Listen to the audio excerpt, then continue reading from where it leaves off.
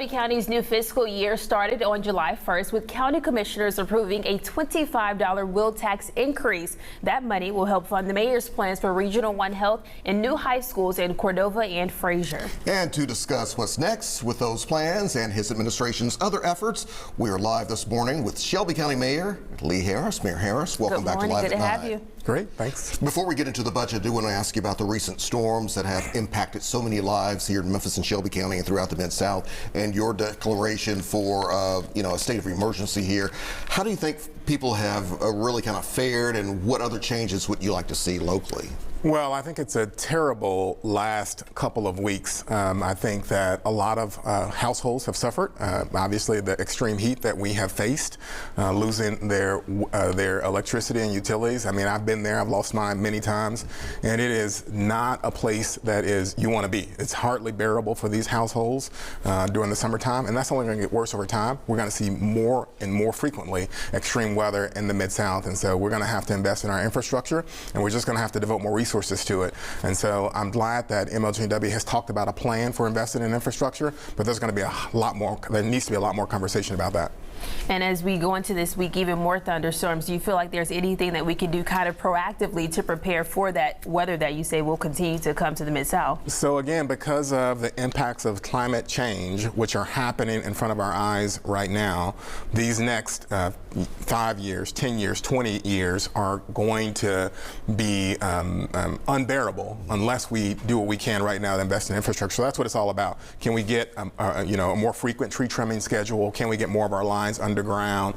Can we make sure that more of our households have alternative capacity to produce energy in times of need? You know, for example, generators and so forth. I mean, that kind of conversation is one we're going to have to engage in very seriously. It's going to be costly, but it is the reality we live in because our weather is going to become more extreme over time. Another conversation a lot of people are having, and you know this firsthand, deals with the wheel tax, a major victory for you there. What can people expect from this? Because still, we're going to be paying, at least $25 more. It's not the total $50 that you originally called for the increase, but what can this potentially mean when it comes to schools, when it comes to Regional One? Right, so it's the first increase in 22 years of the resources we use for our infrastructure.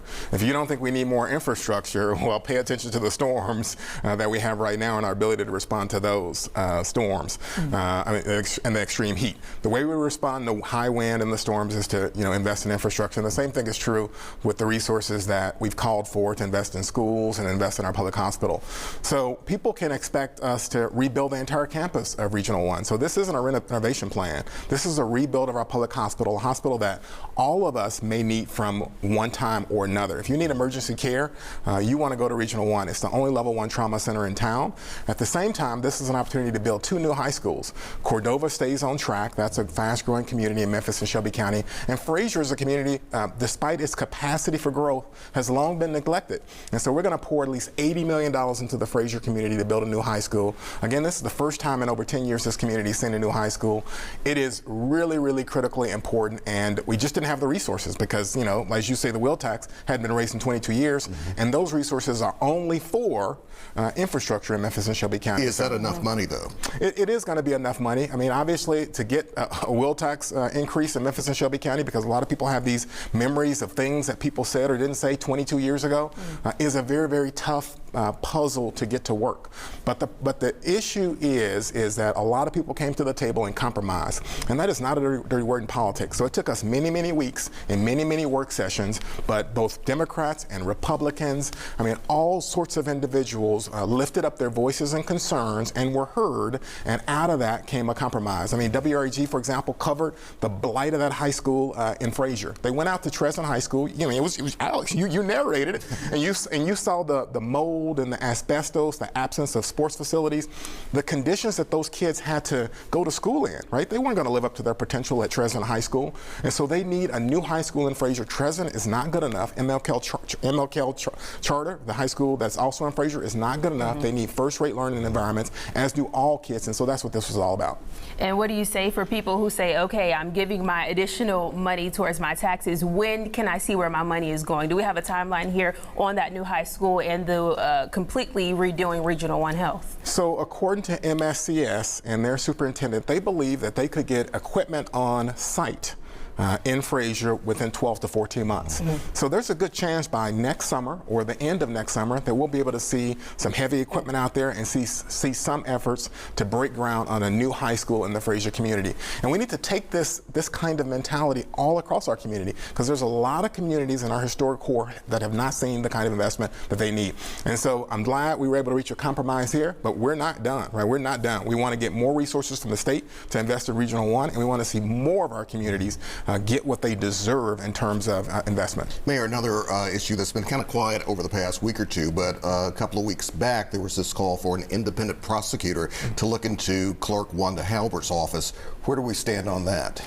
I'm hopeful that that is able to create some pressure on the clerk to start to do some of the right things. We know that she's lost a lot of leases on some of her satellite offices.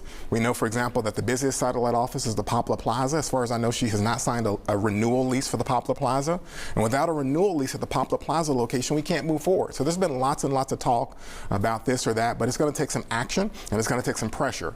The action that we want to see is we want to see the clerk sign a lease at Poplar Plaza. It is long overdue, and that location needs to stay open. The kind of pressure we want to see is just what you've talked about. We want to see an independent third party to go in and investigate what's going on and what needs to be done, including if we need to talk about it as a community, making a replacement in the clerk's position. And do you feel like with this special appointment that we could possibly see change soon? Well, I don't want to rush and I don't want to prejudge the process. I just want to make sure that we have a third party independent investigator in place to look at this and then bring back recommendations. And I think the community can evaluate it at that time. And very quickly here, crime in Memphis and Shelby County, any additional resources coming that you know of? Exactly. So we not only did Regional 1, we not only did Fraser and Cordova, but we also are going to set up the Shelby County's first Violence Interruption Fund. And so that Violence Interruption Fund is the kind of innovation you see across the nation. And this will be Shelby County's first Violence Interruption Fund, which we hope is going to do something to reduce the gun violence that we see. Shelby County Mayor Leah Harris, good to see you. Thanks a lot. Appreciate you being here. Thank you. Thanks. All right. All right, straight ahead, military